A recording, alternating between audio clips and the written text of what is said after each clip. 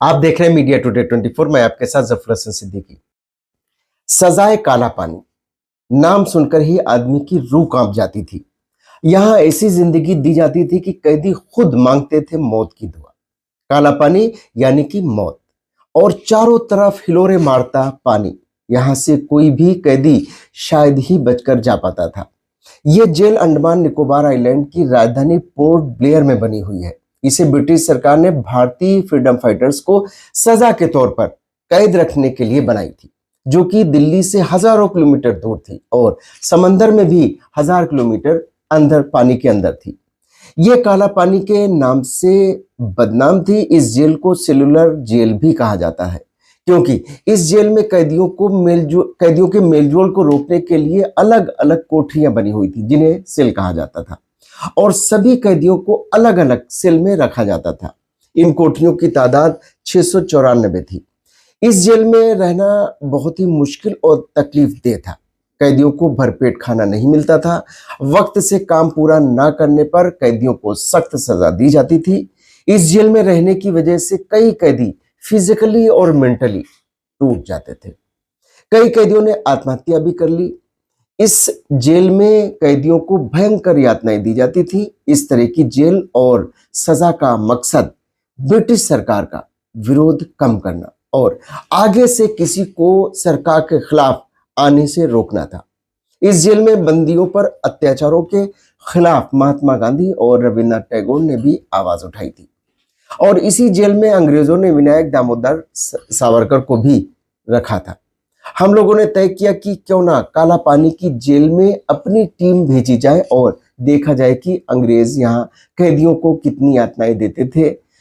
तो हमने Maharashtra bureau chief Nazrul Hasan Siddiqui को कांटेक्ट किया, तो पता चला कि वो गोवा दमन दीव के दीव में मौजूद है। लेकिन खुशी की बात यह रही कि अंडमान निकोबार के काला पानी जेल में जाने के लिए हमारे महाराष्ट्र ब्यूरो चीफ नजरुल हसन सिद्दीकी तैयार हो गए। वहां से वो हेलीकॉप्टर से दमन और फिर दमन से मुंबई पहुंचे और मुंबई से फ्लाइट लेकर अंडमान निकोबार पहुंचे, और फिर वहां के मंजर को उन्होंने अपने कैमरे में कैद किया। आइए देखते हैं।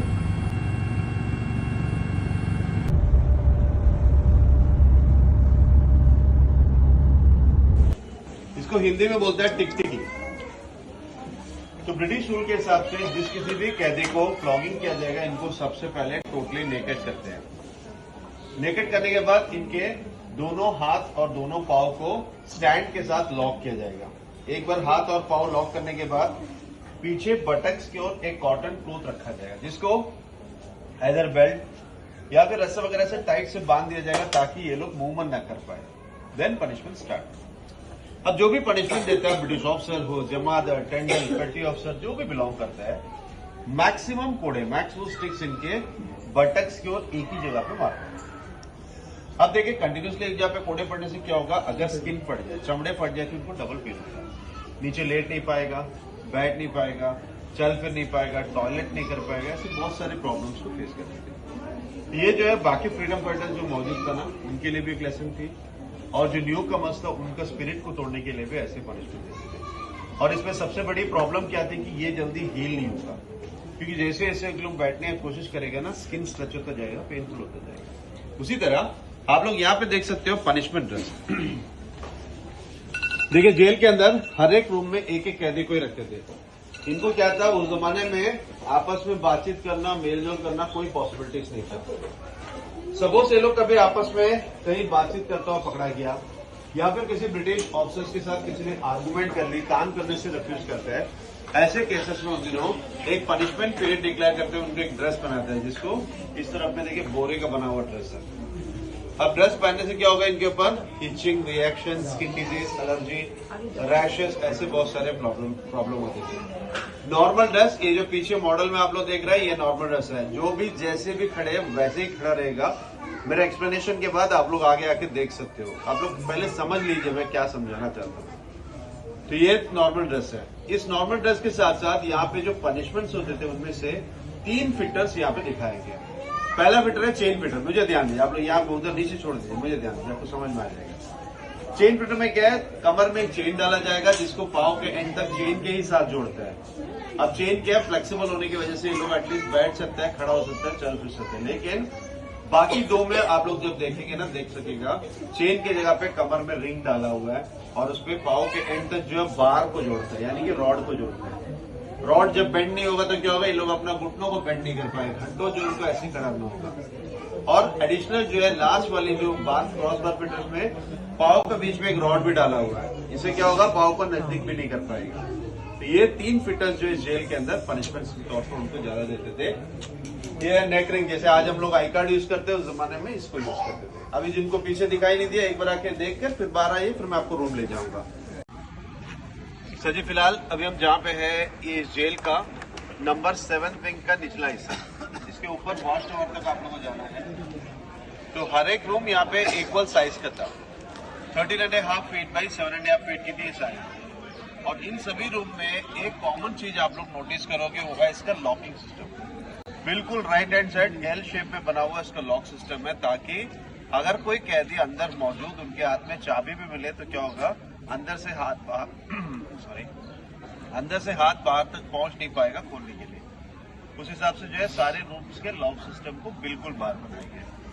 किसी भी रूम में कोई वॉशरूम, टॉयलेट, बाथरूम ऐसा कोई फैसिलिटी नहीं था। इनको रूम के अंदर एक छोटा सा वुडन बेड, एक ब्लैंकेट, खाना खाने के लिए एक बर्तन, पानी पीने के लिए छोटा सा एक बाउल और एक मिट्टी का घड़ा, जो क्ले पॉट होता है ना, अर्थन पॉट, ये इनको रूम में प्रोवाइड होता है।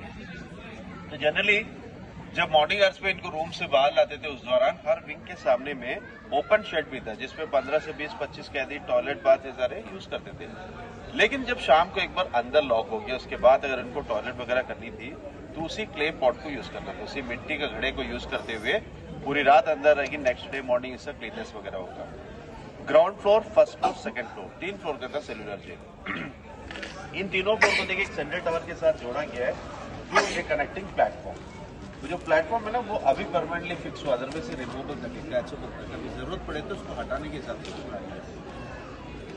तो हम लोग जब आगे की ओर जाएंगे, पहला जो रूम है, उस रूम के अंदर एक फोटोग्राफ रखा गया। जिनका भी फोटोग्राफ वहाँ पे मौजूद है, उनका नाम है सचिंदर नाथ सानियाल जी। अंडमान में उनको 2 बार सजा के तहत लाया गया था, उनका फोटोग्राफ है। सेम ऊपर जो सैंपल्स वगैरह ऊपर वीर सावरकर जी के रूम में भी है।